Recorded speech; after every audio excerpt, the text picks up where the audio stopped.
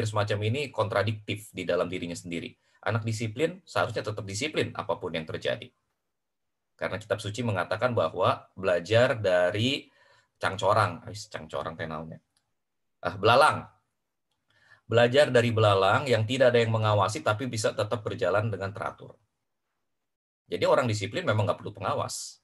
Kalau tiba-tiba dia bilang anak kita dibilang jadi nggak disiplin gara-gara kondisi pandemi ini, kontradiktif. Kalau dulunya disiplin jadi tidak disiplin, kontradiktif Bapak Ibu Saudara. Jadi mungkin memang anak kita tidak disiplin. Nah ini kesempatan Bapak Ibu Saudara, kesempatan bagi kita untuk membangun disiplin di dalam diri anak. Nah Bapak Ibu Saudara, untuk bisa membangun disiplin di dalam diri anak, pertama-tama kita harus memahami dulu masalahnya. Pertanyaannya kemudian mengapa anak-anak kita nampaknya jadi tidak disiplin? Mengapa anak-anak kita tidak disiplin? Kita pahami dulu masalahnya Bapak Ibu Saudara ya. Nah Bapak Ibu, untuk bisa memahami masalah, saya ingin Bapak Ibu Saudara pertama-tama memahami bahwa ada perbedaan generasi antara kita dengan anak-anak kita. Bapak Ibu Saudara, anak-anak kita ini anak SMA ya, Bu Desi ya? Anak SMA ya. Kalau anak SMA berarti kemungkinan besar generasi alfa begitu ya. Generasi Z atau kemungkinan juga generasi alfa begitu ya. Nanti kita akan coba lihat apa generasi itu. Jadi Bapak Ibu, kita ini adalah orang-orang di generasi X. Beberapa dari kita adalah orang-orang di generasi Y. Kalau Bapak Ibu Saudara usianya lebih kurang sekitar 37 tahun begitu ya, 22 sampai 37 tahun begitu, Bapak Ibu Saudara mungkin berasal dari generasi Y. Kalau Bapak Ibu usianya sekitar 38, 37, 38 sampai 51, 52, Bapak Ibu Saudara mungkin adalah orang-orang dari generasi X. Nah, anak-anak kita itu adalah orang-orang generasi Z, ya paling nggak kalau anak SMA generasi Z akhir atau generasi alfa awal, begitu ya. Nah, Bapak Ibu Saudara, yuk kita perbedaan generasi ini yang saya ingin ajak Bapak Ibu Saudara pahami adalah bahwa perbedaan generasi membuat kita mempunyai perbedaan konteks hidup, dan perbedaan konteks hidup membuat kita kemudian mempunyai konsep hidup yang berbeda. Nah, ini yang harus kita pahami terlebih dahulu, Bapak Ibu ya. Nah, Bapak Ibu,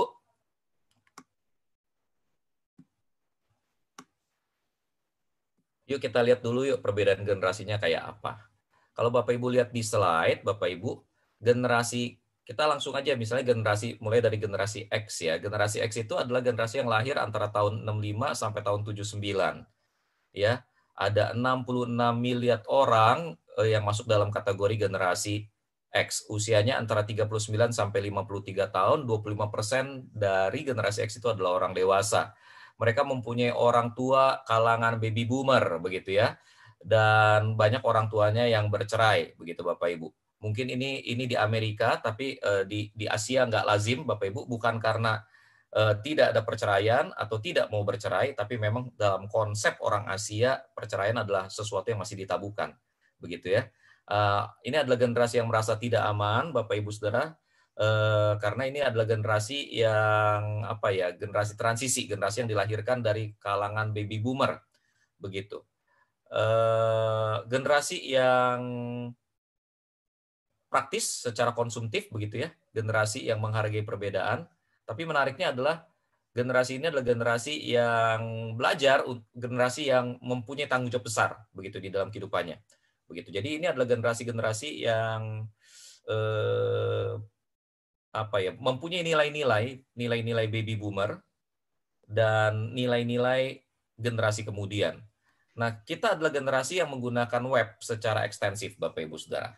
Ya. Pak Jimmy? Ya.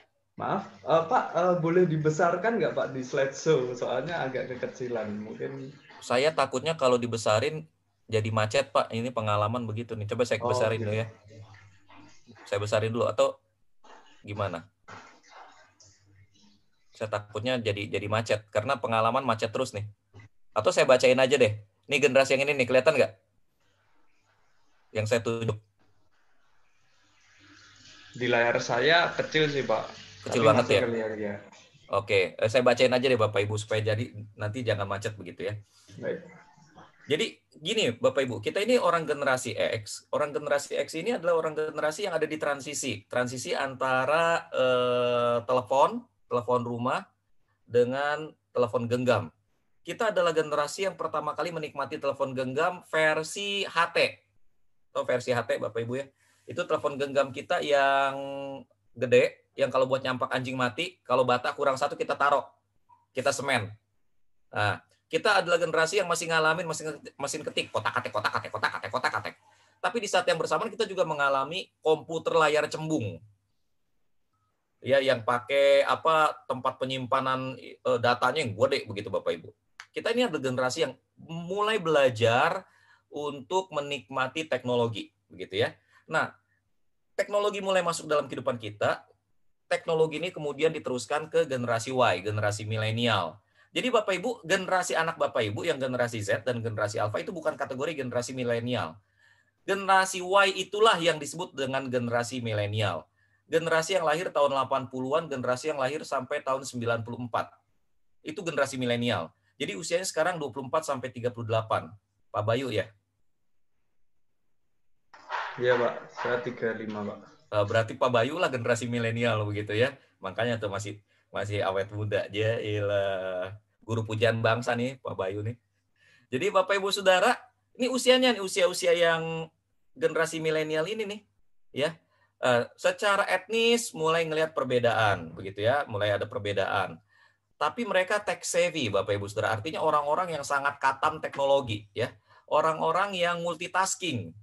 Ya, ini kayak Pak Bayu, ini mungkin adalah orang yang tech savvy. Jadi sangat katam soal teknologi begitu ya. Juga multitasking orangnya. Orang-orang di generasi ini. Perlu banyak input. Lebih suka kesehatan daripada kekayaan. Begitu ya. Dan lebih suka komunikasi secara mobile. Jadi ini adalah generasi yang akrab, Bapak Ibu Saudara, generasi yang akrab dengan digital media, generasi digital, begitu Bapak Ibu ya. Ini generasi milenial. Cuma problemnya begini Bapak Ibu. Generasi ini adalah generasi yang cenderung nunggu nikahnya nanti. Kalau generasi X usia 22 ditanya kapan nikah? Kapan nikah? Ya nih ntar 2 tahun lagi begitu ya. Kalau generasi Y kapan nikah? May. Maybe yes, maybe no begitu.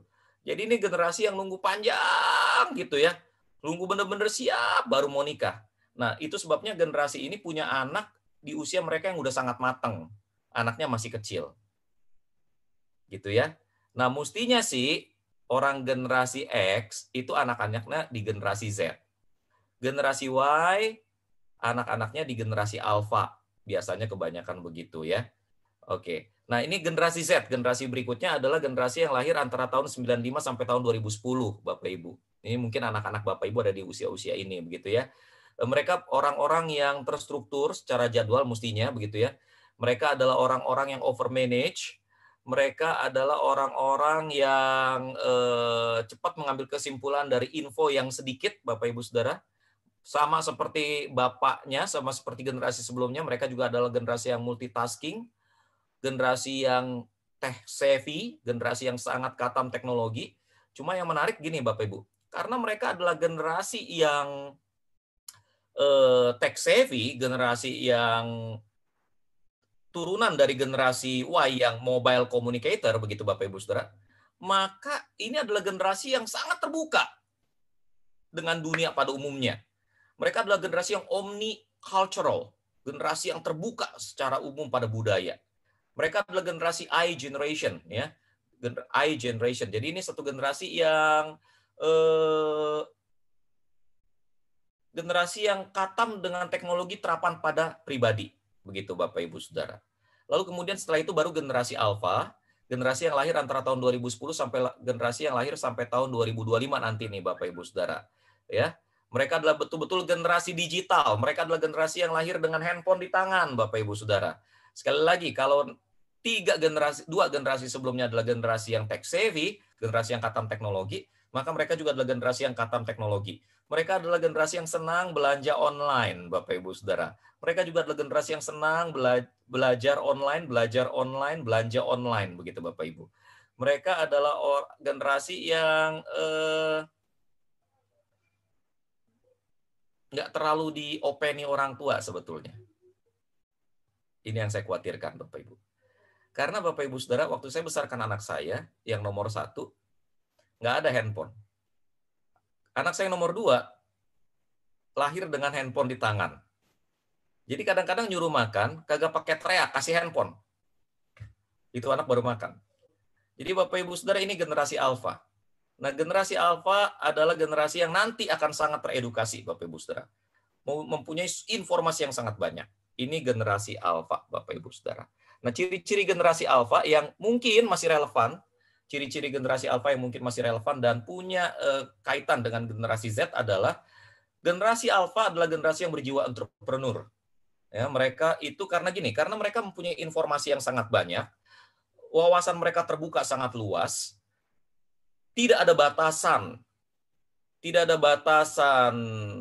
wilayah, tidak ada batasan geografis buat mereka, maka mereka mempunyai informasi yang sangat banyak yang memungkinkan mereka untuk kemudian melakukan transaksi di usia yang masih sangat muda.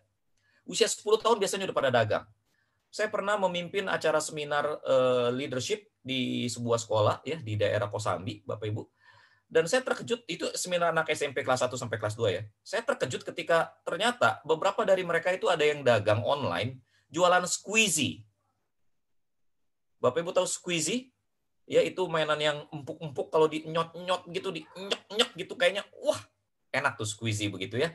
Itu Bapak Ibu, ada yang omsetnya per bulan 68 juta.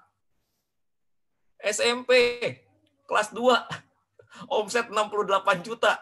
Dalam hati saya, edan gitu ya. Saya tanya, kamu dapat barang dari mana? Ngambil dari Cina. Siapa yang ngajarin? Bapaknya yang ngajarin, mereka juga belajar di ini, Bapak Ibu Saudara. Mereka belajar di YouTube begitu, bagaimana caranya, nge-Google begitu, Bapak Ibu. Ya.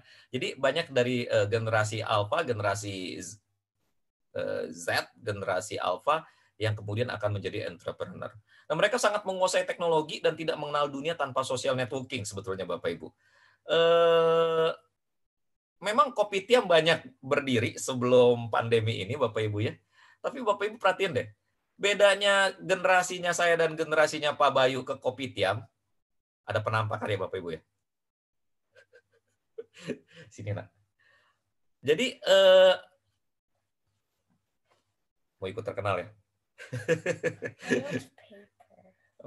Jadi gini Bapak Ibu, generasi ini ngopi. Kalau generasi saya, generasi Pak Bayu, generasi Bu Indah, generasi Bu Desi begitu ya. Kalau ngopi ya ngopi begitu sama teman, ngobrol, hai, cekakakan begitu. Generasinya mereka ngobrol sih, tapi sambil main handphone. Sambil main game, sambil ngerjain paper, sambil ngerjain tugas begitu Bapak Ibu Saudara. Nah, mereka ini adalah generasi yang aneh Bapak Ibu. Generasi Z dan generasi Alpha ini kalau ketemu kita ngomongnya cuma sepatah dua patah kata. Tapi pas begitu ngomong di media sosial, woi, panjang lebar tinggi dalam, curhat, curcol semua keluar Bapak Ibu Saudara. Ya, karena mereka generasi yang tidak mengenal dunia tanpa social networking. Nah, mereka adalah generasi yang suka belanja online, kurang memiliki kontak dengan orang lain dibanding dengan generasi sebelumnya. Ini generasi Z udah mulai begitu, generasi Alpha akan lebih begitu Bapak Ibu Saudara. Generasi yang kurang memiliki kontak dengan orang lain. Bukannya sama sekali nggak kontak begitu Bapak Ibu, bukan. Cuma kontaknya terbatas dan cara mereka bersosialisasi dengan orang lain cenderung feeling insecure gitu. Kalau secara langsung ya, kalau secara langsung. Kalau generasinya saya Bapak Ibu Saudara, itu ketemu orang baru bisa kenalan, ntar nggak lama bisa istilahnya ngudut bareng, ngopi bareng begitu nggak lama. Sangat gampang bersosialisasi secara fisik ya, secara fisik. Tapi memang sulit bersosialisasi secara online. Kita cenderung generasi kami, generasi X dan generasi Y, mungkin generasi X baby boomer begitu Bapak Ibu ya, cenderung curiga gitu ngelihat media sosial. Tapi generasi Y, generasi Z, generasi Alpha enggak Bapak Ibu Saudara. Cuma masalahnya dari generasi Z ke generasi Alpha itu cara bersosialisasinya lebih suka yang medsos begitu Bapak Ibu. Nah, yang keempat, mereka adalah generasi yang sangat dipengaruhi oleh orang tua Gen X dan orang tua Gen Y, Bapak Ibu. Nggak berasa ya, kita merasa nggak begitu. Tapi sebetulnya mereka sangat dipengaruhi, Bapak Ibu. Setiap kali saya konseling, orientasi argumentatif mereka selalu pada orang tua atau pada orang dewasa. Selalu, Bapak Ibu Saudara. Ini menunjukkan bahwa mereka sangat-sangat dipengaruhi. Bapak Ibu Saudara, mau ngomong itu generasi baby boomer, mau ngomong itu generasi X, generasi Y, generasi Z, generasi Alpha, Remaja adalah remaja. Teen is always a teen, Bapak Ibu Saudara. Dan remaja selalu berusaha untuk membangun identitas diri. Ketika remaja berusaha membangun identitas diri, remaja mengarahkan matanya pada orang yang lebih dewasa. Mereka mengikuti, mereka meneladani. Ketika mereka mendapati bahwa mereka tidak menemukan teladan, mereka akan kecewa dan mereka membangun identitas mereka di luar dari mungkin antitesis dari apa yang mereka lihat, begitu Bapak Ibu Saudara. Atau menemukan kalau apa yang mereka lihat terlalu negatif, mereka menemukan justifikasi untuk melakukan kenegatifan yang sama. Ya, jadi mereka adalah generasi yang sangat dipengaruhi oleh orang tua Gen X dan orang tua Gen Y. Nah, yang terakhir Bapak Ibu Saudara, mereka belajar cukup dengan diri mereka sendiri. Sebetulnya Bapak Ibu Saudara, tolong ya pahami perbedaan antara cukup dengan diri sendiri dan gila duit. Bedain Bapak Ibu. Anak-anak generasi Z dan generasi Alpha katam duit loh Bapak Ibu Saudara. Demen duit. Cuma rodo medit. Ya. Mereka buat diri mereka sendiri tuh nyukup-nyukupin Bapak Ibu Saudara. Ini kelihatan dari cara transaksi bisnisnya. Nggak ada cara transaksi bisnis kayak generasi X yang Take, barang udah dikirim belum? Oh, belum. Lu kirim dong cepet-cepet. Oh ya udah ya, ntar gua kirimin. Berapa kontainer? 3 kontainer dah. Oke, ntar gua kirimin. Iya dah ya, kirim ya. Gua bayarnya 3 bulan boleh nggak? Aduh, jangan lama gitu dah. Aduh, Take, nggak bisa keputer barang lu. 3 bulan dah. Ya udah 3 bulan. Jangan telat lu ya 3 bulan ya. Iya 3 bulan. Ah, cara transaksinya kayak gitu Bapak Ibu Saudara kalau generasi X. Kalau generasi Z, generasi Alpha enggak, Bapak Ibu Saudara. Generasi Alpha transaksinya gini.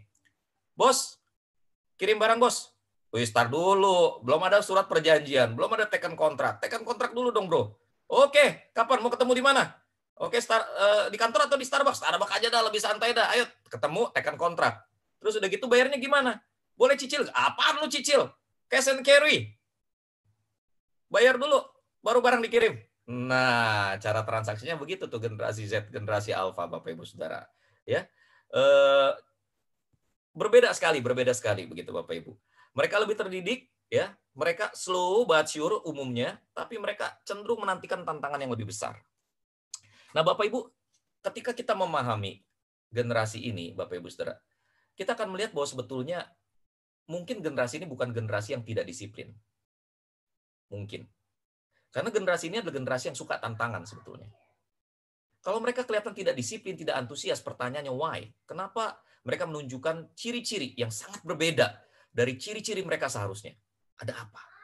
Ini yang harus kita pikirin, Bapak Ibu Saudara. Yang kedua, Bapak Ibu Saudara, ketika kita berusaha untuk memahami problem yang ada antara mengapa anak kita tidak disiplin, kita mungkin harus melihat bahwa problemnya mungkin ada pada kita, Bapak Ibu Saudara. Mungkin ada ketidakjelasan di pihak kita.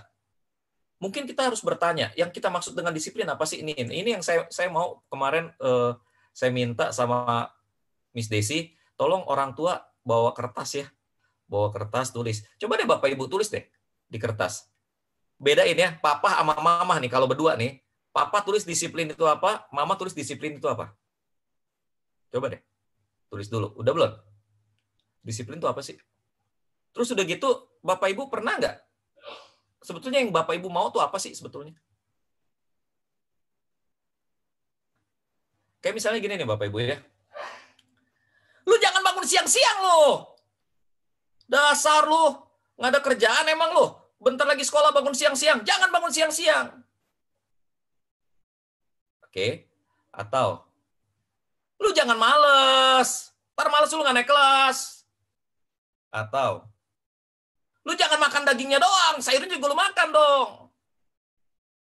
Atau, lu salah caranya begini. Bukan begini cara ngerjainnya. Nah, Bapak Ibu, kita cenderung ngomong apa yang kita nggak mau. Tapi pertanyaannya, pernah nggak kita kemukakan dengan benar apa yang kita mau? Jangan bangun siang-siang. Kalau dia bangun subuh bagaimana? Subuhnya jam 3.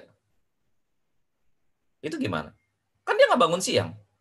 Jangan bangun siang-siang. Dia bangunnya sore sekalian jam 3 sore. Ayo. Kan maunya orang tua dia jangan bangun siang-siang. Yang dimaksud dengan bangun siang itu jam berapa? Dia bangun jam 8 bangun siang. Itu jam 8 AM, jam 8 pagi. Dia masih merasa dia bangun pagi. Makanya jadi orang tua ngomong yang jelas, maunya apa? Lu yang kagak jelas, anak lu salahin.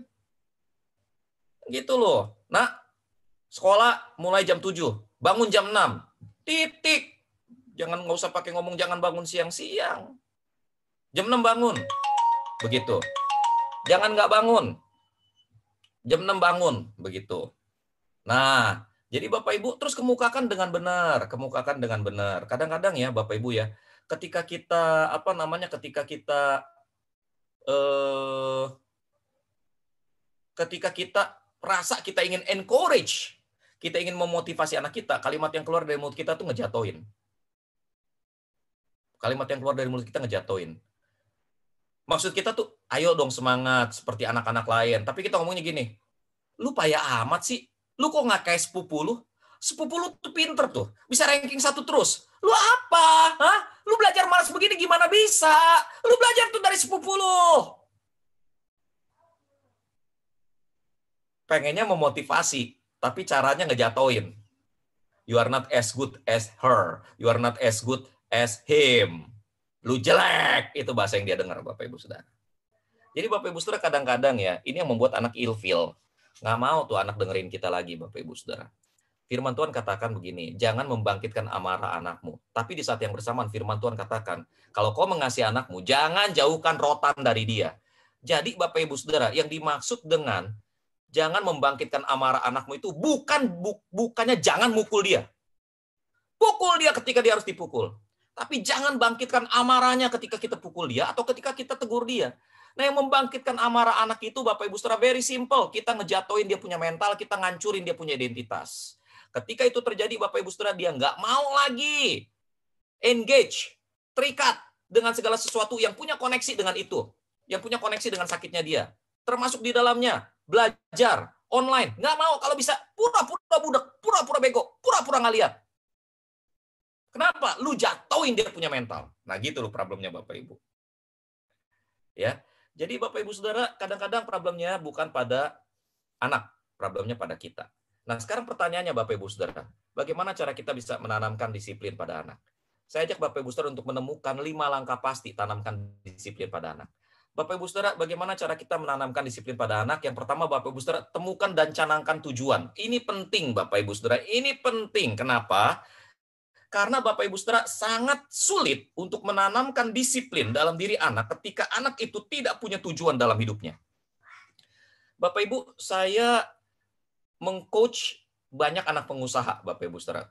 Ya, karena memang nggak tahu Tuhan blessing saya dengan mengcoaching anak-anak pengusaha. Ya, ada anak ini ada pertama sebuah MLM, ada anak pemilik pabrik ini, pemilik anak CEO rumah sakit itu, begitu Bapak Ibu Saudara. Tapi siapapun bapaknya, kesamaannya satu, itu anak malasnya luar biasa, itu anak nggak punya disiplin. Nah, setiap kali saya nanya Bapak Ibu Saudara, what is your goal? What is your goal in your life? What is your purpose with your life? Nggak ada jawabannya, nggak tahu. Om, bingung Om. Nggak tahu Sensei, bingung Sensei. Jadi Bapak Ibu Saudara, nggak ada yang namanya disiplin tanpa tujuan. Kalau Bapak Ibu ingin anak Bapak Ibu mempunyai disiplin, taruh tujuan di dalam diri mereka. Jangan lupa mereka ini berjiwa entrepreneur. Ya, mereka berjiwa entrepreneur. Orang yang berjiwa entrepreneur itu punya tujuan, punya goal, mau cuan berapa, mau gimana kembangin usaha. Nah, kalau misalnya kemudian kita nggak taruh tujuan di dalam diri anak kita menyia-nyiakan jiwa entrepreneur mereka, Bapak Ibu Saudara. Nah, jadi temukan dan canangkan tujuan. Nah, gimana caranya? Temukan shape-nya. Apa itu shape? Strength.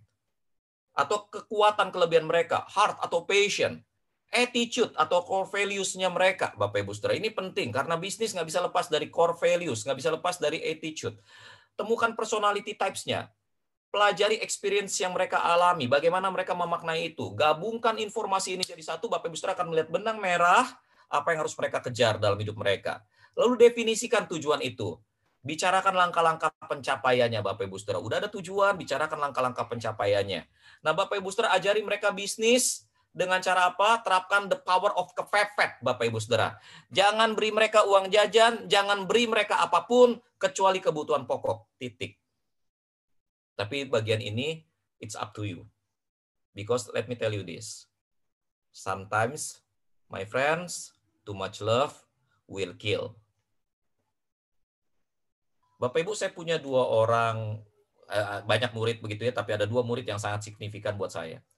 Dua-duanya anak-anak The Have dari keluarga The Have, Bapak Ibu Saudara. Yang satu, Bapak Ibu Saudara, itu papanya begitu dia ulang tahun yang ke-17, papanya udah kasih dia kartu ATM sendiri. Papanya udah kasih dia kartu ATM sendiri. Yang satu belum masuk usia 17, usia 16, papanya hentikan semua uang jajan, Bapak Ibu Saudara. Papanya hentikan semua uang jajan, dia juga bilang begini. Padahal papanya teman saya. Lu masih mau les sama Om Jimmy, lu bayar sendiri.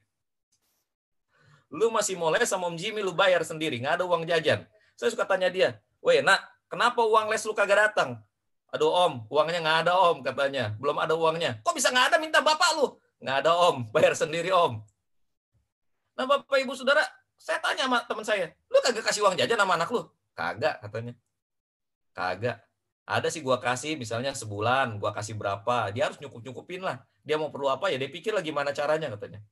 Nah Bapak Ibu, ini dua cara membesarkan anak yang berbeda. Hasilnya juga berbeda banget Bapak Ibu Saudara. Anak yang dapat kartu ATM, bangun pagi pesen McD, bangun pagi pesen hoka-hoka bento, makan siang Bapak Ibu Saudara di My Holy Cow, Bapak Ibu Saudara, makan malam sebisa-bisanya, pokoknya cari makan malam di mana Bapak Ibu Saudara. Pas begitu kondisi pandemi COVID-19 ini nih Bapak Ibu Saudara, dia terpaksa makan di rumah. Wah, bangunnya siang, ngoceh-ngoceh, marah-marah Bapak Ibu Saudara. Ini anak luar biasa susah dididik Bapak Ibu. Tapi anak yang satu Bapak Ibu Saudara, anak yang nggak dikasih uang jajan. Om, kalau karambit berapa duit Om? Yang murah. Oh, ada yang 125, ada yang 130. Emang kenapa? Saya lihat ada 400 sampai 600 Om. Oh, lu mau belajar karambit? Iya Om. Belilah yang murah. Ya Om, nabung dulu. Lu dapat duit dari mana? Jualan Om. Jualan apaan? Jualan ini Om, jualan game. Jadi kalau kita jual duit-duitan game, nanti bayarnya pakai duit beneran Om. Oh gitu. Dapat duit lu lumayan. Lumayan Om, bisa buat bayar uang les. Oh ya dah, terus jualan dah. Lamanya buat uang les. Lalu kemudian saya bilang lagi, terus lu mau bisnis apa lagi? Gini Om, saya udah bikin gambar. Saya mau nyari hoodie. Ada gak Om hoodie Om? Ya lu ke Mangga Besar cari hoodie. Oh iya Om, tapi nyetaknya di mana ya Om ya? Om tahu nggak? Tahu Om, mau tempat nyetaknya? Mau Om, saya pergi nyetak Om. Bener nih? Ya Om, kasih nomornya aja. Saya kasih nomornya Bapak Ibu Saudara. Itu rumah dia Bapak Ibu Saudara pakai lift. Rumahnya pakai lift. Tapi mau beli apa, nabung dulu, dagang dulu Bapak Ibu Saudara. Itu cara ngedidiknya beda. Akhirnya saya lihat begini nih, yang bakal jadi nih Bapak Ibu Saudara, dua-duanya anak pengusaha. Yang bakal jadi kemungkinan besar adalah anak yang nggak dikasih uang jajan. Jadi Bapak Ibu Saudara kadang-kadang ya, ketika mereka nggak punya fasilitas, mereka akan berpikir kreatif. Karena mereka naturally akan begitu Bapak Ibu Saudara. Mereka punya jiwa entrepreneur. Oke? Jadi Bapak Ibu Saudara, hati-hati. Sayang anak boleh Bapak Ibu, tapi jangan terlalu manjain dengan segala yang kita miliki, begitu ya. Aduh, gua nggak mau anak gua ngalamin kayak gua Pak Jim, begitu menderita. Ntar dulu, lu ada hari ini kan hasil dari penderitaan itu, brother. Begitu loh. Penderitaanmu lah yang membentuk hidupmu sampai hari ini. Penderitaanmu lah yang menjadikan engkau kuat. Penderitaanmu lah yang menjadikan Anda orang yang punya prinsip dalam menjalani hidup. Kenapa Anda menghindarkan anak Anda untuk mengalami hal baik yang Anda alami? Ya kan? Jangan rebut kesempatan itu dari mereka. Gitu. Nah, yang kedua, Bapak Ibu, rechannel. Bapak Ibu Saudara, mereka adalah generasi ini adalah generasi yang menguasai teknologi dan tidak mengenal dunia tanpa social networking. Nah, Bapak Ibu, banyak dari orang tua bilang sama saya, Pak Jimmy, anak saya main handphone terus, Pak Jimmy. Pak Yan, anak saya main handphone terus. Gimana emang generasinya generasi main handphone? Lu larang, nanti dia gedean dikit, usia 20, dia nggak tahu apa-apa, Bapak Ibu Saudara. Dia nggak bisa kerja karena kerjaannya dia ya memang di dunia digital kayak begini, begitu Bapak Ibu Saudara. Jadi kalau saya cenderung nggak mau ngelarang anak saya Bapak Ibu untuk main handphone ya. Tetap ada batasan, tapi saya nggak larang. Saya akan usahakan dia perdalam. Tantangan saya adalah oke, lu pakai handphone lu buat apa? Lu nonton YouTube, lu nonton apa? Lu pakai IG buat apa? Lu pakai TikTok buat apa Bapak Ibu Saudara? Kalau ada duitnya Bapak Ibu Saudara, ikutkan kursus yang berhubungan dengan teknologi, robotik kayak, bikin program kayak apa kayak, ikutkan kursus yang kayak gitu. Piano ntar Bapak Ibu Saudara, belakangan. Oke. Kalau saya ini Bapak Ibu terserah, boleh Bapak Ibu terserah, namanya uang Bapak Ibu ya. Cuma kalau konteks saat ini, mungkin yang harus diprioritaskan adalah bukan kursus renang, tapi kursus bikin program, Bapak Ibu Saudara. Kursus digital marketing. Ajar anak kita untuk monetize everything, Bapak Ibu Saudara. Oke, mereka kan memang maunya main-main gadget begitu, Bapak Ibu Saudara. Kasih main, jadiin ahli, tapi ajar mereka untuk monetize everything. WA-nya harus bisa menghasilkan uang, YouTube-nya harus bisa menghasilkan uang, TikTok-nya harus bisa menghasilkan uang, IG-nya harus bisa menghasilkan uang. Bapak Ibu Saudara, saya paling anti anak saya main TikTok, Bapak Ibu Saudara. Kenapa? Karena tiap kali buka TikTok itu cewek ngogel-ngogel begitu, Bapak Ibu Saudara, nggak pakai baju, dia ngogel-ngogel di TikTok kayak orang kurang kerjaan aja. Sampai kemudian teman saya bilang begini, bro, lu udah download aplikasi TikTok belum? Ngapain? Lu ngajar gua kagak bener? TikTok itu paling efektif buat dagang. Lalu kemudian dia tunjukin bagaimana dia dagang dengan TikTok. Wah, ilah luar biasa Bapak Ibu Saudara. Impact-nya dahsyat dagang pakai TikTok. Jadi waktu anak saya download aplikasi TikTok, saya cuma ingetin, nggak boleh joget depan TikTok. Dapat duit dari TikTok gimana caranya? Nah, Bapak Ibu Saudara, coba ya Bapak Ibu ya. Jangan terlalu dilarang, dibatasi, dikelola, dimanage ya, tapi harus di channel untuk mendatangkan keuntungan Bapak Ibu Saudara ya. Tapi yang ketiga, ini penting nih Bapak Ibu. Ini mungkin kelihatannya antitesis dari yang sebelumnya. Lepaskan handphonemu, Nak. Ya. Nah, mereka ini lebih suka belanja online dan kurang memiliki kontak dengan orang lain dibandingkan dengan generasi sebelumnya. Suka belanja online. Hati-hati. Jebol kita punya kantong Bapak Ibu Saudara. Ya. Lepaskan handphonemu, jangan terlalu banyak belanja online gitu ya. Terus udah gitu kurang memiliki kontak dengan generasi sebelumnya dibanding dengan orang lain dibanding dengan generasi sebelumnya. Bapak Ibu Saudara, buat saya bagaimanapun ya hubungan dengan manusia itu unavoidable, Bapak Ibu Saudara. Kita makhluk sosial yang butuh touch begitu. Itu sebabnya kadang-kadang kita perlu ajak anak kita ke social meeting. Oke. Nah, waktu ajak anak kita ke social meeting, no handphone allow. Nih, coba nih. Jos, kasih tahu Uncle Anti, Jos. Kamu ikut papa meeting nggak? Rapat ikut nggak? Kasih tahu. Iya. Ikut ya. Terus kamu boleh bawa handphone nggak? Nggak boleh. Kamu kenalan sama orang baru nggak? Iya. Iya. Yaudah sono pergi. Kamu sudah tidak berguna lagi. Wah. Nah, Bapak Ibu Saudara.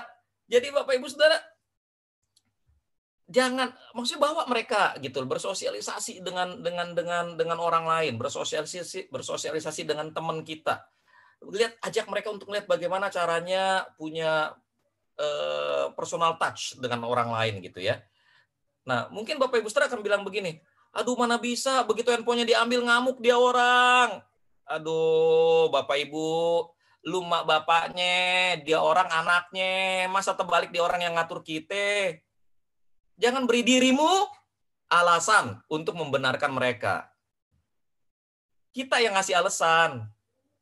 Iya Pak Jimmy, kalau nggak dikasih ntar mereka ngamuk-ngamuk. Aduh, udahlah, jangan kasih diri kita alasan untuk tetap ngasih mereka handphone. Gitu, ada masanya kita bilang oke, kamu boleh pakai handphone, tapi ada caranya begini, manage-nya begini. Begitu ya Bapak Ibu ya. Yang keempat, Bapak Ibu, generasi Y adalah generasi Z dan generasi Alpha adalah generasi yang sangat dipengaruhi oleh orang tua generasi X dan generasi Y. Kalau kita melihat ada sesuatu yang tidak kita sukai dari mereka, jangan cepat judge, jangan cepat judging. Pahami bahwa kita lah mungkin biang keroknya, Bapak Ibu Saudara.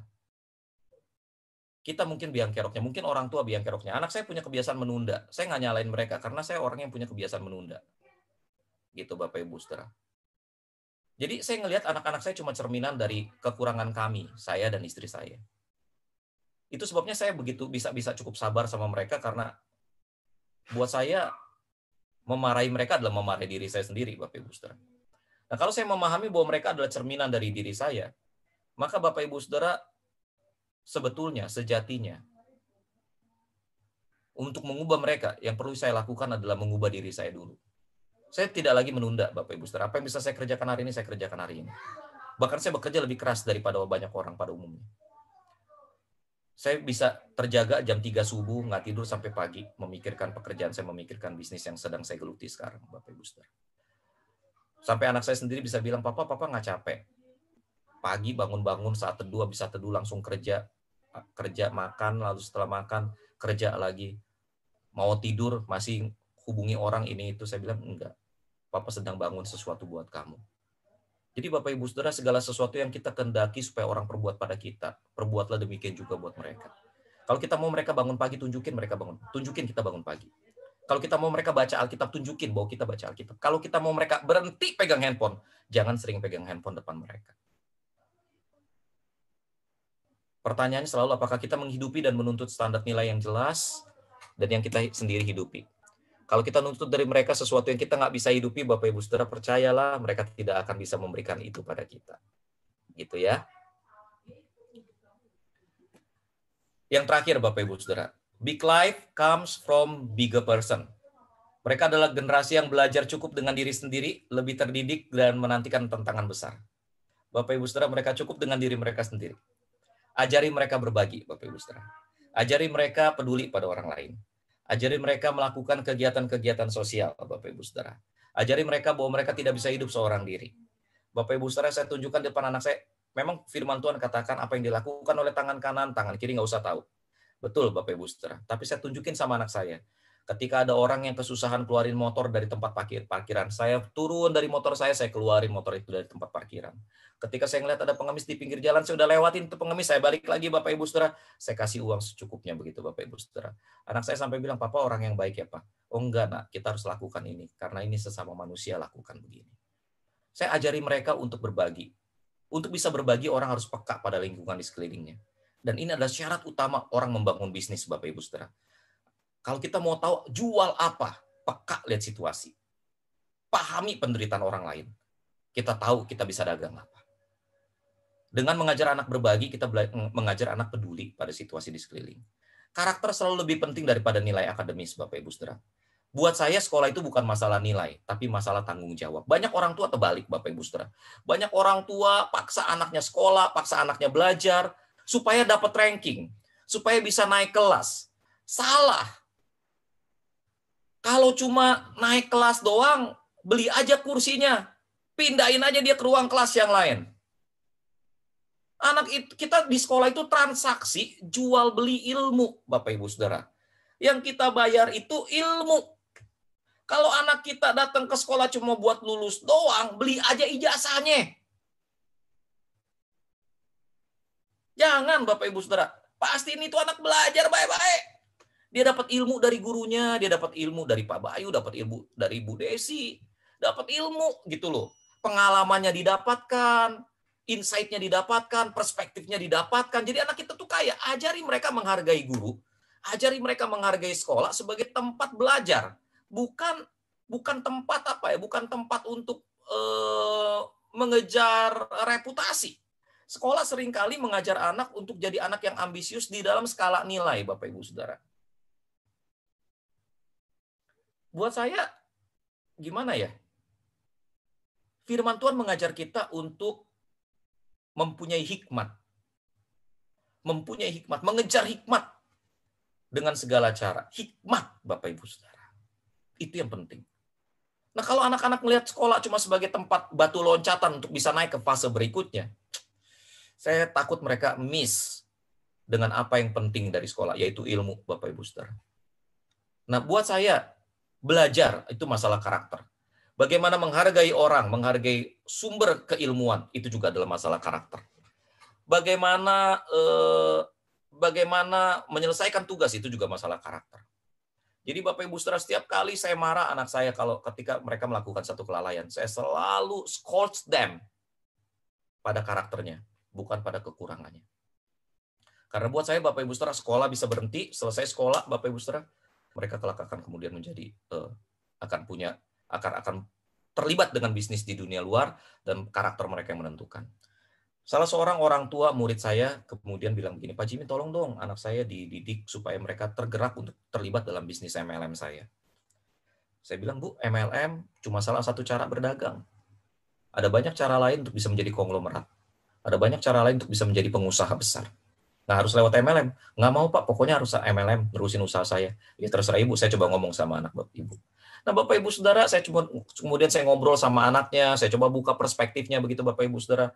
Anaknya tetap melihat dengan cara yang berbeda.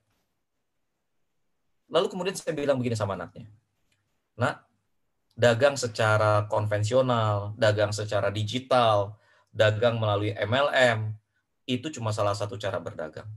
The most important thing is the human being. The most important thing adalah manusianya yang melakukan transaksi. Kalau kamu nggak tahu bagaimana menghargai orang lain, kamu nggak bisa mempertahankan bisnis. Kalau kamu nggak tahu bagaimana membaca situasi, kamu nggak bisa menghargai bisnis. Kamu nggak bisa melakukan bisnis dengan baik. Kamunya yang penting. Jadi berkembang. Big life always comes from bigger person. Selalu seperti itu. Selalu seperti itu. Jadi Bapak Ibu fokus pada karakter. Pastikan anak-anak Bapak Ibu mempunyai karakter entrepreneur, mempunyai karakter leader, mempunyai karakter bisnismen yang tough, yang tangguh. Bapak Ibu, seorang teman saya yang kemudian nipu saya akhirnya Bapak Ibu ya.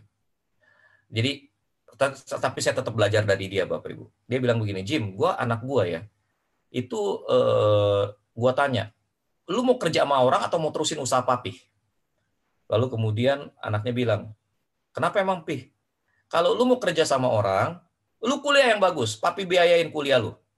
Sebagus-bagusnya lu kuliah, pokoknya lu kuliah, lu dapetin ilmu. Top, ilmu yang paling top. Karena kalau lu kerja sama orang, judulnya lu jual ilmu. Tapi kalau lu nggak mau kerja sama orang, lu terusin usaha papi, sekolah lu sampai SMA udah cukup. Saya nggak setuju sama dia sih. Saya nggak setuju sama dia. Buat saya mencari ilmu itu tetap jauh lebih penting. Tapi saya melihat poinnya begini, Bapak Ibu Saudara. Poin dia cukup tepat. Bahwa Bapak Ibu Saudara sekolah memperkaya seseorang sehingga membuat orang itu mempunyai nilai jual lebih sebetulnya.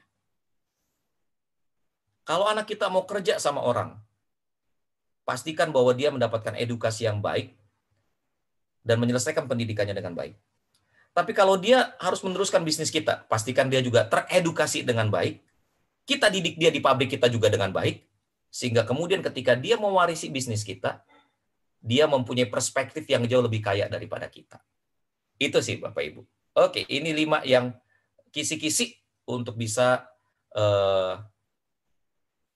membangun disiplin dalam diri anak. Kalau ada pertanyaan, silakan Bapak Ibu Saudara. Ada komentar, ada pertanyaan, monggo. Pak Jimmy? Ya. Ya, berarti kita masuk ke sesi tanya jawab ya Pak Jimmy? Betul Pak, monggo.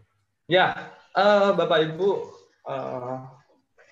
jadi kita akan masuk ke sesi tanya jawab. Tapi tadi ada yang menarik sih Pak Jimmy buat saya, bahwa perbedaan karakteristik itu pasti akan sangat terasa berbeda karena generasinya pun berbeda. Tapi ada satu hal yang kalau kita mau menanamkan disiplin anak, justru yang kita tanamkan terlebih dahulu adalah tujuan. Itu menarik sih. Itu ya, kalau kita punya tujuan berarti kita bisa mengontrol anak itu untuk lebih disiplin. Betul. Ya, itu buat saya menarik lagi. Nah, Bapak Ibu, bagi yang mau bertanya, silahkan. Nah, di kesempatan ini, di sesi tanya jawab ini, nanti ada voucher senilai 250.000 untuk 2 penanya terbaik. Nah, nanti tugasnya Pak Jimmy nih, nanti pilih nih 2 pertanyaan, 2 terbaik gitu mana. Nanti segera kalau sudah ditentukan bisa menghubungi Bu Desi. Jadi Bapak Ibu silahkan angkat tangannya atau melalui emotikonnya angkat tangan gitu, atau ya seperti ini Bapak Ibu kalau ingin bertanya. Jadi langsung saja bisa langsung open mic. Oke, dari yang pertama dari Ibu Rumiris ya. Ya, silahkan Ibu. Ya, selamat pagi Pak Jimmy dan Bapak Ibu guru. Sebenarnya sudah ada di chat sih. Iya, saya udah baca, Bu. Iya. Nah, maksudnya gini Pak Jimmy, kan sekarang banyak nih anak-anak sekolah juga yang kos gitu ya. Nah, sebagai kalau saya tadi kan Pak Jimmy bilang kita batasi fasilitas ya, itu bagus juga sih, membatasi uang jajan. Ya, menurut saya bagus juga. Tapi kalau saya punya anak kos kayaknya saya malah suruh jajan gitu ya. Maksudnya cari makanan yang sehat gitu ya. Nah, mungkin kalau dibatasi uang jajan, mungkin anak-anak yang tinggal bersama dengan kita. Tapi kalau saya sih malah nyuruh anak saya, ya kamu cari makanan yang sehat. Maksudnya saya harus lebih royal untuk makanan gitu loh. Maksudnya. Nah, Ibu ada caranya tanya nggak dia bagaimana tidur gitu jam ya berapa, Bu? kalau Ibu tanya nggak ya? dia tidur jam berapa? Oh, tidur pasti malam Pak sekarang anak-anak Pak. Terus udah gitu Ibu tanya nggak dia terakhir Sama makan jam berapa, Bu? jam 10 Pak. Ibu ngeracunin anak Ibu itu namanya, Bu. Oh Kalau gitu. untuk hidup Nah, makanya sehat, saya bukan mau cuma perlu beli makanan uh, sehat, tapi pola hidup sehat.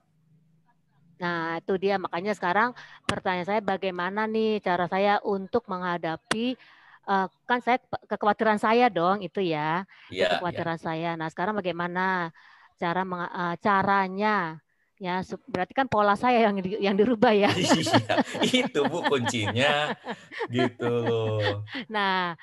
Nah, itu dia sih Pak. Nah, tapi kan kasihan gitu loh Pak, kalau kita terlalu membatasi katanya Iya. ATM nggak boleh gitu ya Pak ya. Nah ya mohon maaf aja nih Pak, kalau saya memang eh, ya itulah balik lagi ke diri kita kekhawatiran gitu loh. Kalau kita batasi kasihan Pak, kalau anak kos gitu ya takutnya pinjem uang ke temen. Nah kita kan juga takut ya. Iya Bu, kalau saya sih kembalikan Caranya ke orang gimana nih tua. Pak? Saya kembalikan Ya. ke orang tua karena kalau kita lihat atau Bapak Ibu dengar pertanyaan buruh miris, ini isunya bukan di anak loh, isunya di ibu gitu. Jadi saya mah anak mah tinggal ngikut ibu bagaimana. Cuma begini, 20 tahun saya ngedampingin anak remaja. Saya ngelihat anak yang dibatasi fasilitasnya nggak ada yang belangsak tuh. Yang ngeblangsak kebanyakan anak yang punya fasilitas lebih. Eh, saya punya temen ya, konglomerat ya. Punya hotel di Makassar, bintang 4. Kalau nggak salah Pak Jokowi pernah nginep di situ. Gitu. Dia juga punya mall, salah satu mall besar di Makassar. Di Jakarta dia juga punya supermarket cukup besar di Arta Gading, gitu ya, di bagian bawah. Tahu dong, supermarket yang bagian bawah, ya kan? Ibu-ibu kalau belanja, nah itu teman saya punya. Anaknya, anaknya itu dibatasin sama dia, kuliah di Amerika. Dibatasin fasilitasnya, pokoknya semua kebutuhan dibayarin. Yang butuh ya, kebutuhan ya. Tapi kalau buat lebih, nggak ada. Nggak ada. Nah, jadi waktu graduation, bapaknya kaget. Bapaknya yang cerita sama saya, kok anak gue dimaki-maki sama temennya. Dimaki-maki. Dimakinya gimana, Pak? Saya bilang begitu. Dimakinya begini katanya. Maaf ya Bapak Ibu bahasa saya. Bangsat lu. Ya, lu kira masakan lu enak. Masakan lu kagak enak. 4 tahun gue makan masakan lu. Gue kira lu anak orang susah. Lu bikin cateringan buat kita orang. Lu jualin sama kita orang. Kita beli, kita makan. Bukan enak masakan lu. Nggak taunya bapak lu orang kaya, dasar lu. Katanya begitu Bapak Ibu. Jadi rupanya itu anaknya Bapak Ibu ya. Itu kan nggak dikasih duit ya sama orang tuanya. Maksudnya nggak dikasih uang lebih. Dia masak Bapak Ibu. Seinget-ingetnya mamanya tuh bikin resep bagaimana gitu. Seinget-ingetnya deh nasi goreng lah, apalah, capcay lah. Dia masak, teman-temannya kesian sama dia. Ih, dia nih anak orang susah kali nih. Ya kan? Anak orang susah. Ya udahlah kita beli aja makanan dia. Ya kan? Ada yang beli pagi, ada yang beli siang, ada yang beli malam begitu kan Bapak Ibu ya. Selama 4 tahun makan masakan itu gitu Bapak Ibu. Pas begitu wisuda, salah seorang temennya ketemu sama maksudnya ketemu sama teman saya ini. Terus temennya nanya sama papahnya nih, "Pak, lu kenal sama bapaknya dia?" "Oh iya, dia punya mall terbesar di Panakukang," katanya. "Itu yang punya supermarket di Arta." "Oh, itu. Oh, bukan orang susah, kurang ajar." Terus saya bilang, "Waduh, hebat juga gitu loh, Bapak Ibu." Saya ketemu teman-teman saya, maaf ya Bapak Ibu ya, yang miliuner Bapak Ibu ya. Itu saya ngeliat cara dia perlakukan anak jauh lebih Spartan daripada cara saya perlakukan anak. Paling nggak di masalah duit. Di masalah duit. Aduh, Bapak Ibu. Mereka tuh ngasih yang cukup gitu. Maksudnya, nih nak ya, seminggu lu makan segini. Kalau lu makan berlebih, lu kekurangan. Lu makannya kurang, lu duit lu kelebihan tapi lu sakit. Lu atur dah gimana caranya? Ini gua kasih lu segini. Gitu. Tega nggak? Iya, dia awalnya nggak tega, tapi kan ini masalahnya anak ini kan nggak selamanya sama kita, buru miris. Akan tiba saatnya dia harus betul-betul lepas dari kita. Kalau kita, orang Betawi bilang dikekepin terus gitu ya, kapan gedenya tuh anak? Iya, kalau kita hidupnya sampai 100 tahun, sehat. Kalau kita hidupnya cuma sebentar, dia orang mau bernaung sama siapa gitu loh, buru miris. Ya terserah ibu, kalau saya sih terserah ibu. Ibu, ini masalah tega sekarang apa tega nanti? Gitu loh. Ibu, anaknya dikosin, ibu tentu punya perhitungan, ngekosinnya berapa, makan sehari 3 kali berapa, gitu loh. Coba, saya punya teman saya ini pengusaha di Biren, dia memonopoli perdagangan spare part motor di Biren. Anaknya kuliah di Amerika. Dia nggak tega sama anaknya. Anaknya dia bilang, udah mama beliin lu mobil. Nggak usah mak, nggak usah. Nggak apa-apa mama beliin lu mobil. Nggak usah mak, nggak usah. Anaknya pilih nge-grab. Nge-grab, akhirnya anaknya, teman-temannya ngelihat ini anaknya anak baik, begitu ya kok nge-grab mulu. Teman-temannya akhirnya nawarin, udah lu naik mobil sama gua aja dah. Naik mobil sama gua. Enggak, ya udah, tapi nganter pulang doang ya, gua nggak main ya. Iya, nganter pulang doang. Bapak Ibu dia bergaulnya sama anaknya Haritanu. Begitu. Ini anak tahu ngebatasin diri. Akhirnya mamanya tanya, kenapa lu nggak mau beli mobil? Mak, nanti kalau beli mobil, ujung-ujungnya diajak party. Diajak party, kitanya nggak kuat, begadang-begadang.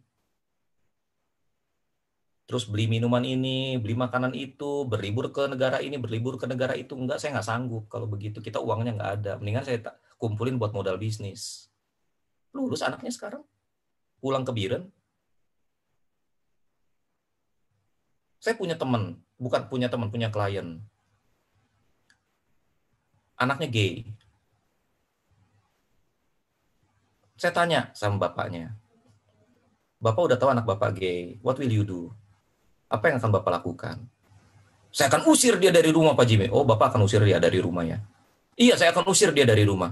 Oke, jadi bapak mau usir dia dari rumah. Iya, saya usir dia, Pak Jimmy. Selesai nih. Pulangnya, dia ngoceh-ngoceh sama istrinya, dia bilang, pendeta apaan itu? Nyuruh orang tua ninggalin ngusir anak. Kan gua nanya, ngulangin statement lu, bukannya gua yang nyuruh, lu yang ngomong, gua yang ngulangin. Itu kan kerjanya coach. Cuma saya isunya ngelihatnya begini. Ya, lu yang terlalu sayang sama anak lu sehingga lu nggak bisa ngambil disiplin yang perlu. Nanti kalau kenapa-napa, siapa lagi yang lu mau salahin? Itu anak harus belajar tanggung jawab sendiri. Begitu lu, buru miris. Jadi sih kalau saya sih terserah ibu ya. Ibu mau bagaimana, anak ibu. Gitu. Kalau ibu khawatir mengenai masalah kesehatan, selama ibu kasih uang cukup, ibu suruh dia beli makanan sehat, tapi dia tidurnya tengah malam, makannya jam 10, percayalah Bu, dia lagi nabung kanker, kalau nggak nabung diabetes. Gitu. Jadi terserah ibu. Baik, terima kasih jawabannya Pak Jimmy. Mungkin sangat membantu ya buru miris. Baik, untuk pertanyaan selanjutnya, silakan Bapak Ibu yang mau bertanya. Ya, terima kasih ya Pak Jimmy. Monggo Bu. Ya. Matur suwun. Bisa angkat tangannya. Atau pertanyaan yang sudah ada kali ya Pak Jimmy? Iya, ini ada komentar yang bagus ini Pak Bayu. Pak Jim, terima kasih untuk pembelajaran hari ini. Menurut saya kita sebagai orang tua juga harus terus belajar memperbaiki karakter kita, memahami anak-anak kita. Terkadang kita sebagai orang tua merasa sudah pinter, jadi kurang mau memahami anak dan merasa paling benar. Anak salah. Menyamakan anak bukan memanjakan, tapi menyamakan apa yang mereka pikir dan kita arahkan mereka ke tujuan hidup yang benar. Terima kasih untuk pembelajaran hari ini dari Ibu Kristal. Iya. Dan untuk pertanyaan selanjutnya, saya bacakan dari sini aja. Dari Semak 5, 10, MIPA 4 gitu. Gen Z punya jiwa entrepreneur, tapi kenapa ya anak saya rasanya tidak tertarik dengan uang gitu. Ada ya yang nggak tertarik dengan uang ya ternyata ya. Silakan Pak Jimmy, dijawab Pak Jimmy. Anak saya juga nggak yang cewek. Anak saya yang cewek nggak. Anak saya 2, Pak Bayu. Yang gede, yang cewek nggak tertarik sama uang. Anak saya yang kedua, yang Jos, itu generasi Alpha ya. Generasi Alpha. Jos sangat tertarik sama uang.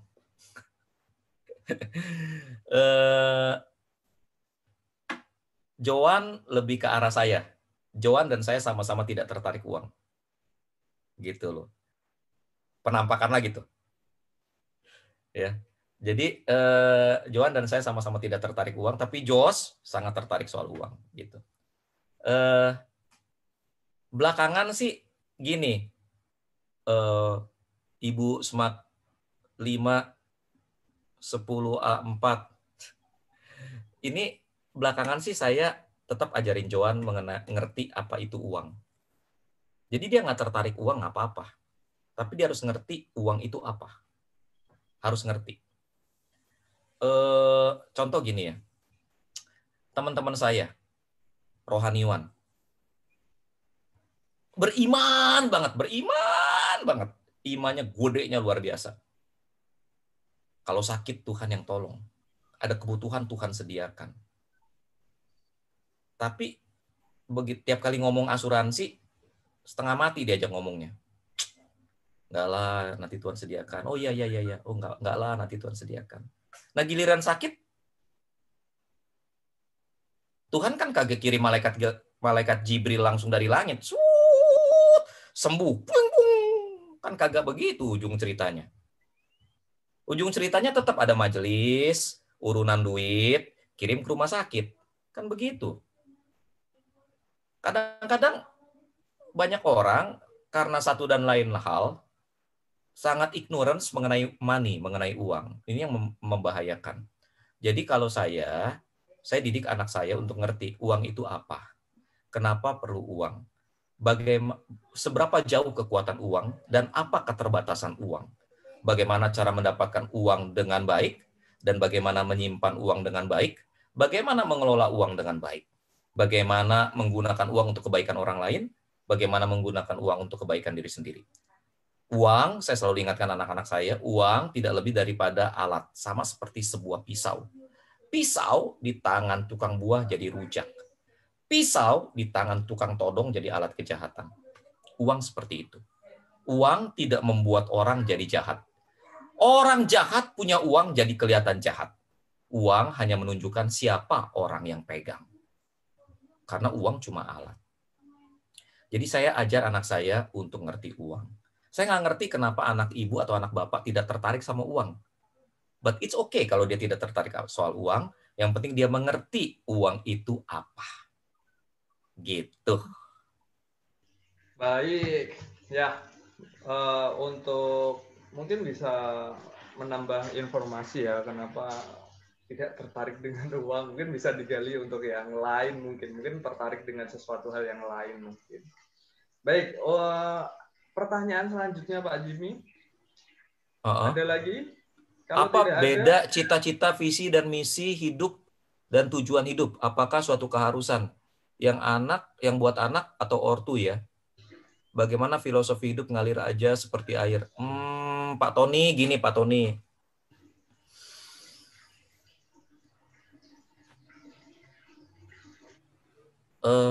Gimana ya gue ngomongnya? Karena kan saya merasa saya ngomong sama orang yang seusia, yang sama dewasa, punya pengalaman hidup yang berbeda. Jadi saya nggak mau terkesan menggurui. Cuma saya berbagi pengalaman pribadi saya deh Pak Tony. Saya dibesarkan dari keluarga miskin yang kemudian kesera-sera, whatever will be. Jalani hidup aja sebagaimana seharusnya. Jalani hidup aja. Gitu loh. Sampai satu hari Dan saya jalan hidup seperti itu. Saya percaya Tuhan memelihara saya dengan sangat baik. Saya percaya. Tapi satu hari saya ketemu sama teman saya, teman satu dulu, kami dimuridkan oleh satu pendeta yang sama, teman satu SMP. Saat ini dia jadi pengusaha satu jenis usaha tertentu, cuma ada 3 pabrik di Indonesia, dan dia pabrik terbesar. Dalam waktu 8 tahun, dia sudah membangun sebuah holding company. Seusia saya, latar belakang pendidikannya kurang lebih sama. Tapi pada waktu kami remaja dulu, dia adalah pribadi yang sangat tidak diunggulkan. Jimmy Lucas is everything. Jimmy Lucas mau jadi apa aja pasti jadi. Semua orang anggap saya lebih punya potensi dibanding dia. Saya ngobrol sama dia, Bapak Ibu. Saya ngobrol sama dia. Dari ngobrol itu, Bapak Ibu Saudara, saya dapat satu hal. He take over. He take over his life. Dia ambil alih hidup dia. Dia kuasai hidup dia. Dia arahkan hidup dia ke tujuan-tujuan yang dia inginkan. Dia tahu apa yang dia tidak mau. Dia mengejar apa yang dia mau. Dia arahkan seluruh hidupnya ke sana. Dia dapat apa yang dia kejar. Bapak Ibu, saya belajar kemudian begini. If I don't like my life today, then I will have to do something about it. Kalau saya nggak suka hidup saya hari ini, saya harus lakukan sesuatu. Dan itu berarti bahwa saya harus mulai take over my life. Saya harus mulai dengan tujuan-tujuan. Itu sebabnya saya bilang saya seorang pendeta yang juga seorang coach, tapi saya sekarang seorang pebisnis. Saya memulai bisnis saya 1 tahun terakhir ini, Bapak Ibu Saudara. Saya bangun bisnis saya di bidang kecantikan, di bidang kesehatan. Tadi lagi saya telepon, ada potensial buyer, potensial partner yang telepon saya matiin dulu, Bapak Ibu Saudara. Bapak Ibu, no. Saya belajar teologi lama, dari sekolah teologi terbaik. Dan saya belajar satu hal, Pak Tony. Tuhan menentukan segala sesuatu. Tapi kita tidak tahu apa. Dan yang kedua, ada hal-hal yang Tuhan percayakan ke tangan kita. Tuhan kasih kita makan, tapi Tuhan nggak suruh kita makan steak, makan tempe, makan telur. Pilihannya ada di tangan kita, tapi Tuhan tetap kasih kita makan. Itu perbedaannya. Jadi, miliki goal. Jangan biarkan hidup kedodoran. Orang yang nggak punya goal, itu sama orang pakai celana kegedean, tapi nggak pakai ikat pinggang. Dia lari kemana-mana, celananya turun terus, bokongnya kelihatan orang. Miliki goal. Didik anak kita punya goal. Saya udah mulai kasih anak-anak saya buku yang berhubungan dengan tubuh, buku yang berhubungan dengan kecantikan, buku yang berhubungan dengan sistem pencernaan. Anak umur 8 tahun, anak umur 12 tahun. Saya suruh baca. Karena mereka tanya, kenapa? Karena kalian harus mewarisi bisnis ini. Gitu. Iya, baik Pak Jimmy. Pak Jimmy, satu pertanyaan lagi, memungkinkan kali ya? Mungkin, ayo silakan, monggo. Ya, untuk yang terakhir, pertanyaan terakhir mungkin dari Alex Hansen. Gitu. Pak Jimmy, kalau anak-anak sharing dengan mencontek, apakah itu juga baik? Sekarang ini zamannya teknologi, semakin kita larang, semakin pintar mereka berbagi info yang harusnya masing-masing pribadi yang harus dikerjakan. Sama satu lagi, Pak, saya tidak kasih anak-anak saya uang yang banyak, tapi hobi anak saya beli sepatu, dan saya nggak tega kalau larang anak saya saat dia minta beli sepatu mahal. Nah, ini gimana nih Pak Jimmy? Kita ngomong sepatu dulu ya, Pak. Kita ngomong sepatu dulu, Pak Alek. Ada teman saya, sama seperti Pak Alek. Anaknya pebasket, kalau nggak salah udah masuk satu tim, senangnya pakai sepatu mahal. Padahal dia nggak sanggup beliin. Tapi dia tetap beliin. Sampai satu ketika dia benar-benar bilang dia nggak sanggup beliin, anaknya ambil golok mau bacok dia.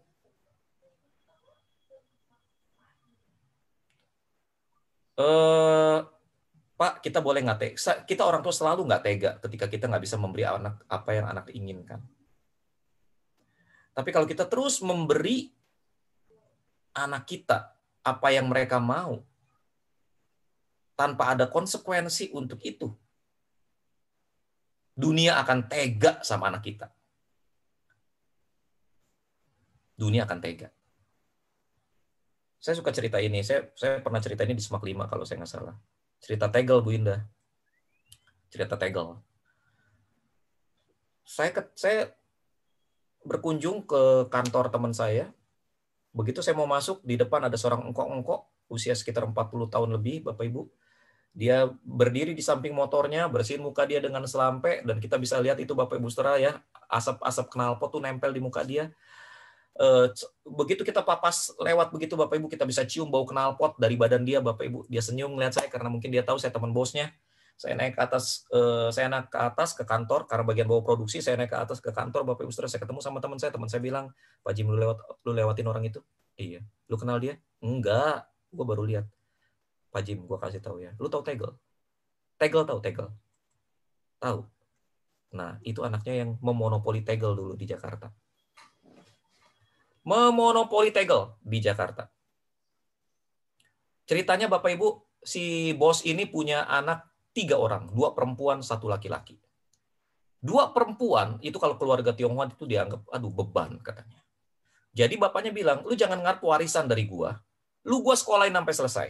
Setelah lu sekolah sampai selesai, tanggung jawab gua selesai sama lu orang." Jadi 2 cicinya dikuliahin di Amerika, 1 jadi dokter, 1 jadi pengacara. Kalau saya nggak salah ingat ceritanya begitu. Nah, anak yang paling kecil itu anak laki-laki. Bapaknya sayang dia karena kalau orang Tionghoa Toto inilah pewaris tahta kerajaan. Bapaknya sayang dia, anak ini dimanja, Bapak Ibu Saudara. 1 kali anaknya nggak mau sekolah lagi di SMP, nggak mau sekolah lagi. Bapaknya kemudian bilang, "Udah ngapain sekolah lagi lah? Sekolah nggak bikin anak jadi kaya," katanya. "Udah, nggak apa-apa dia nggak mau sekolah. Nanti begitu dia udah gedean dikit, gue ajarin dia bisnis gue," katanya. Anak itu belum sempat gede, Bapak Ibu Saudara. Masih SMP-nya anak itu, Tegel kepukul sama keramik. Waktu Tegel kepukul sama keramik, bapaknya syok, kena serangan jantung, meninggal.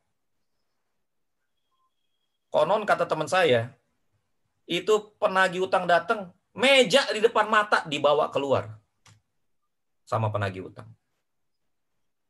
Akhirnya, usia dia 40 tahun lebih, belum menikah, Bapak Ibu. Kerjanya sekarang jadi apa? Kerja sama teman saya. Teman saya bukan bos besar. Dia industri kecil. Dia kerja sama teman saya, jadi debt collector. Nagih 750.000 sampai 1 juta atau 1,5 juta. Itu aja kerjaan dia. Itu juga dipekerjakan karena kesian, bukan karena keterampilan. Jadi akhirnya saya kesimpulan, kita nggak tega sama anak kita, satu saat dunia tega sama anak kita. Dan hari itu, hari di mana dunia tega sama anak kita sudah tidak punya kekuatan untuk nolong dia. Udah nggak punya, karena kita udah terlalu lemah, terlalu tua, terlalu tidak berdaya. Dan anak itu sendiri sudah tidak bisa ditolong. Karena apa? Kualitas karakter yang kita taruh di dalam diri dia. Manja.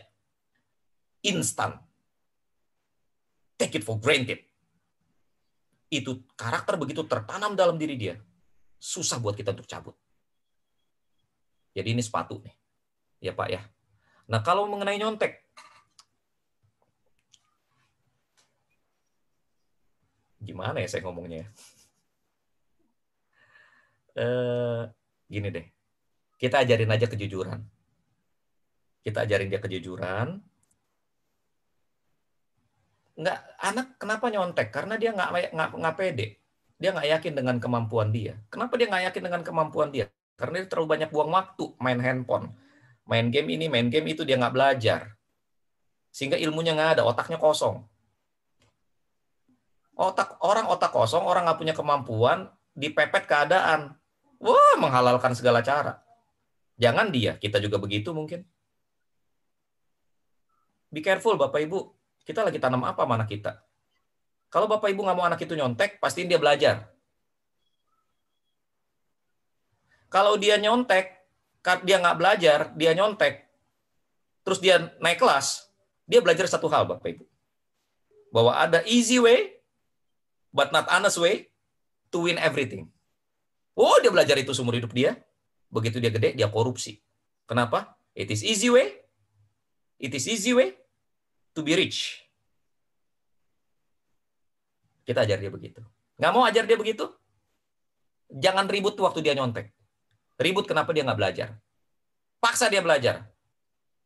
Pukul pakai rotan kalau nggak belajar. Itu kalau saya. Kalau bagian pukul memukul, pribadi. Kalau saya pukul pakai rotan. Kalau saya. Gitu sih Bapak Ibu. Jadi, saya sih nggak mau, saya lebih baik mengantisipasi daripada mengobati kalau udah soal nyontek ya. Gitu. Anak tidak suka membaca, Pak Alex, paksa baca. Temenin dia waktu baca. Minta dia laporan. Beri dia upah waktu dia baca. Dia harus cinta buku. Nggak ada konglomerat, nggak ada pengusaha yang tidak membaca. Kebanyakan para pengusaha yang saya kenal, walaupun pendidikannya nggak tinggi, itu pembaca maniak. Nggak bisa nggak. Ya. Oke. Gitu sih Pak Alex. Iya. Antara kehendak Allah, kehendakku, free will, faktor mana yang major atau minor? Gini, Tuhan berotoritas atas segala sesuatu, ya dan amin. Tuhan mengatur segala sesuatu, saya percaya demikian. Tuhan mengetahui segala sesuatu, iya. Tapi problemnya gitu, itu punya Tuhan, bukan punya saya. Tuhan mengatur hidup saya, iya. Tapi gue nggak tahu Tuhan ngaturnya kayak gimana. Contoh, Tuhan menetapkan saya menikah gak? Iya. Tahu nggak? Saya tahu nggak? Saya harus nikah dengan siapa? Tuhan tahu, saya nggak tahu.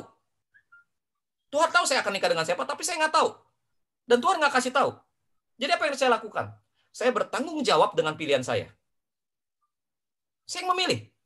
Saya yang memilih. Saya bertanggung jawab dengan pilihan saya. Waktu pernikahan ini, it doesn't work. It doesn't work. Ini bukan salah Tuhan. Salah saya. Karena itu tanggung jawab saya. Tuhan kasih tahu, pilihlah pasangan yang seiman. Tuhan kasih tahu itu. Tuhan kasih tahu, ini kriteria perempuan yang harus kamu nikahi. Tuhan kasih tahu itu. Oke? Okay? But it doesn't work. It is not God's fault. It's mine. Jadi gini maksud saya, Pak Tony. Maksud saya begini. Kalau urusan kedaulatan Allah, itu urusan Allah. Kita nggak pernah tahu. Yang kita tahu, yang tertulis di dalam Alkitab adalah orang yang tidak bekerja tidak boleh makan. Orang yang tidak membuat perencanaan, merencanakan untuk gagal. Itu yang Yesus katakan. Raja mana, orang mana yang membangun menara tidak membuat perhitungan. Pertama, dia tahu menara dia mau bangun. Kedua, dia buat perhitungan. Oke? Yesus bilang berjaga-jaga. Alkitab, kitab Salomo, kitab Amsal mengajarkan apa? Ada 4 binatang yang luar biasa. Yang pertama semut, karena apa? Menyediakan makanan pada waktunya. Yang kedua, pelanduk, karena membangun tempatnya di atas tempat yang kokoh. Yang ketiga, cangcorang deh. Belalang, karena nggak ada yang ngatur tapi hidupnya teratur. Cicak, karena apa? Karena sekalipun dia kecil dan lemah, dia bisa ada di tempat di istana raja. Belajar dari dia. Dengan kata lain, Bapak Ibu, hidup kita Tuhan atur, tapi kita nggak tahu ngaturnya bagaimana. Itu Tuhan, itu urusannya Tuhan. Urusannya kita adalah menjalani hidup kita sebaik mungkin. Itu sih. Ya, baik Pak Jimmy. Karena waktunya sudah terbatas, gitu kan? Kita jadwal hanya sampai jam 10 dan tinggal 2 menit lagi, Bapak Ibu. Sebenarnya masih seru sih pembicaraan kita. Mungkin kalau kita lanjut dengan pertanyaan-pertanyaan yang muncul ini, wah bisa sampai makan siang mungkin ya. Tapi atau ada info dari Pak Jimmy ketika mau lanjut itu bagaimana menghubunginya lewat ya, apa? Kalau Bapak Ibu mau lanjut, mau ngobrol sama saya, hubungi 0812 1833 4230 ya. 0812 1833 4230. 0812 1833 4230. Itu nomor WA saya. Silakan Bapak Ibu hubungi, begitu ya.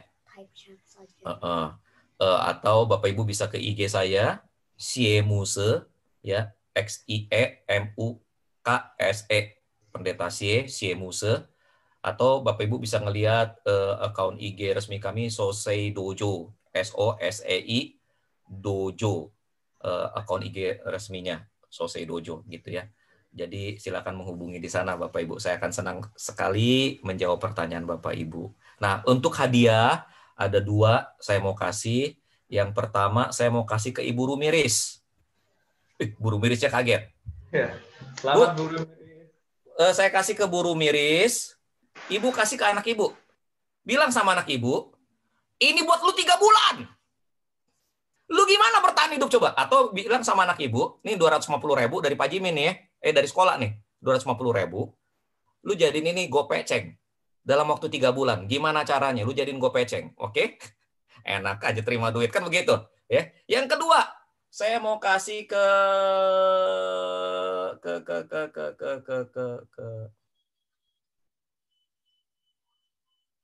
saya kasih ke Pak Alek.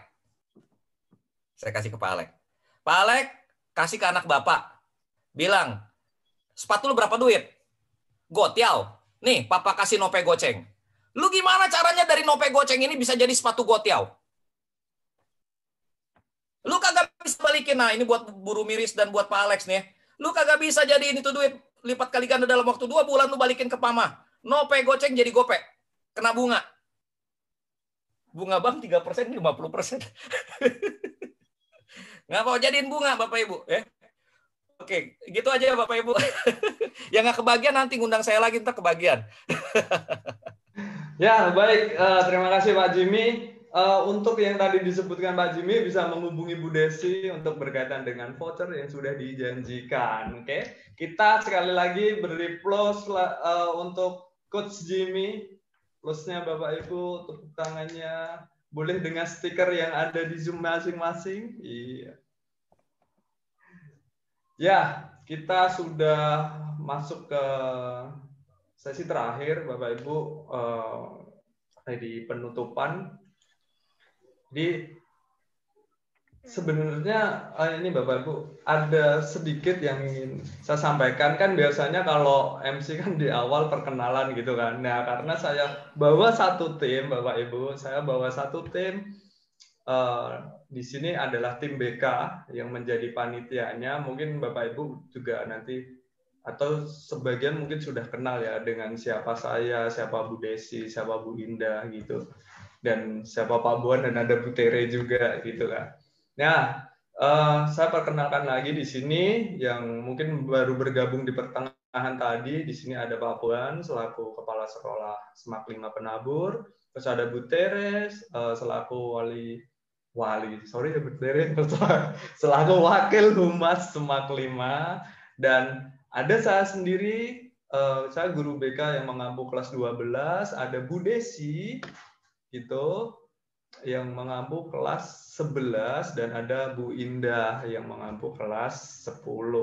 Jadi yang berkaitan dengan kebekaan dan berkaitan dengan putra-putri Bapak Ibu yang ada di Semak 5 mungkin bisa berkoordinasi dengan kami. Nah, saya juga sampaikan Bapak Ibu berkaitan dengan yang sudah hadir. Tadi Bu Desi kirim link evaluasi, mungkin Bapak Ibu bisa tolong diisi agar menjadi inputan buat kami untuk menjadikan layanan kami lebih baik lagi untuk mengadakan seminar-seminar seperti ini ya Bapak Ibu. Gitu. Jadi mohon untuk kerjasamanya untuk mengisi link evaluasinya. Baik Bapak Ibu, karena waktu kita sudah menunjukkan jam 10:04, kita akan mengakhiri acara PCG atau Parent Cell Group yang kedua. Ya, masih ada Parent Cell Group lagi Bapak Ibu, yang ketiga dan yang keempat tentunya tidak di tahun ini tapi di tahun depan 2021 dan di semester 2. Itu ya Bapak Ibu. Sebelum kita akhiri, saya ucapkan terima kasih kembali. Terima kasih sekali maksudnya buat Coach Jimmy ya gitu kan yang sudah hadir dan memberikan banyak pengalaman sharingnya tentang bagaimana sih kita membentuk anak kita, menjadikan disiplin karakter dan menjadikan dia lebih tough untuk menghadapi kehidupan. Itu. Ya Bapak Terima Ibu. kasih semuanya Bapak Ibu. Terima kasih untuk interaksi. Ya. Terima kasih Semak 5 sudah mengundang. Terima kasih. Terima kasih Coach Jimmy. Terima kasih Pak Jimmy. Terima kasih. Ya, Bapak Ibu, sebelum kita akhiri, kita akan berdoa yang akan dipimpin atau yang oleh Bu Indah. Silahkan Bu Indah. Oke, Bapak Ibu, kita akan berdoa dulu, tapi setelah nanti berdoa, tolong stay dulu di sini. Kita akan foto bersama dulu ya, Bapak Ibu ya. Ya.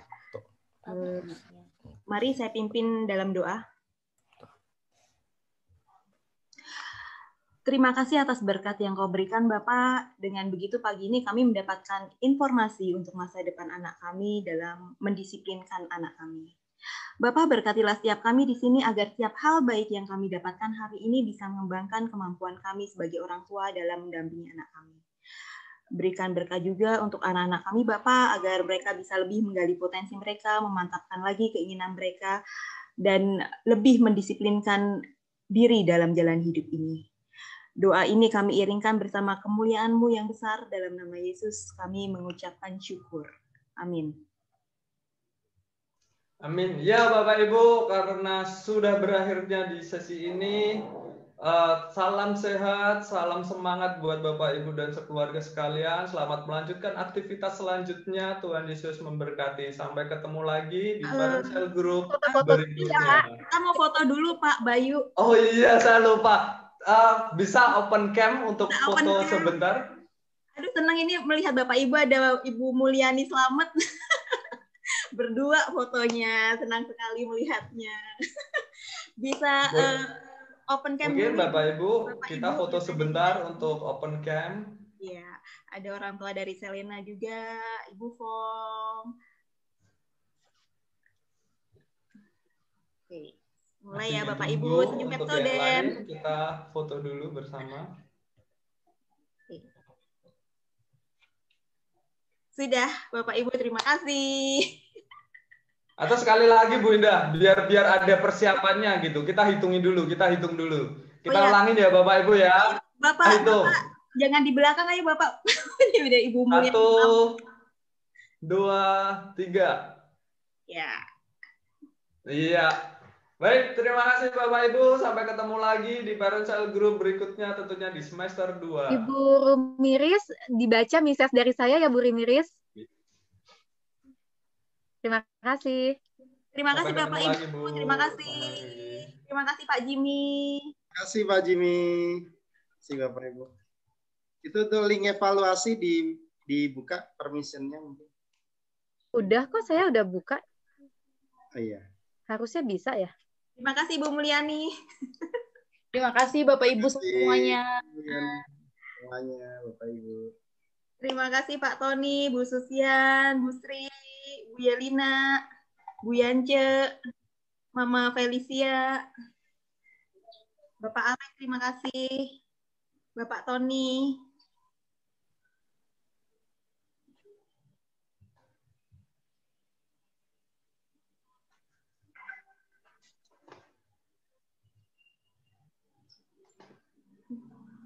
Langsung saya end saja ya, Bapak Ibu, Pak Buan, Bu Devi. Iya ya, nanti link evaluasi bisa dikirim ke Bu Tere kali lewat grup WA. Iya. Terima kasih Pak Buan. Ya, terima kasih Pak Buan. Yuk semuanya makasih. Terima kasih Pak Buan. Ya.